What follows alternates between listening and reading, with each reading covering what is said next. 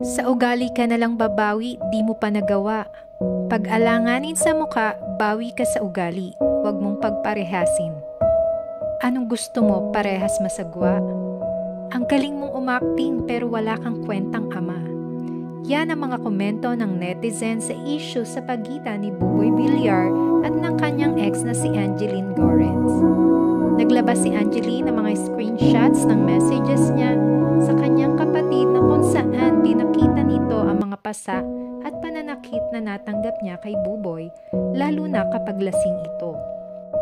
Humiwalay siya kay Buboy dahil hindi ito nagbabago sa kanyang pang-aabuso.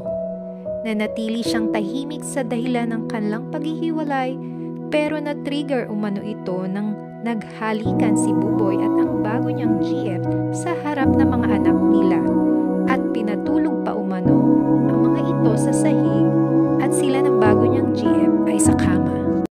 Kung bakit nagsalita ngayon si Angeline ay dahil sa pagtrato sa kanilang dalawang anak, patuloy na pangbabash sa kanya ng mga tao at kinukumpara pa siya sa bagong GF ni Buboy. Hati naman ang panig ng netizens tungkol sa issue na ito.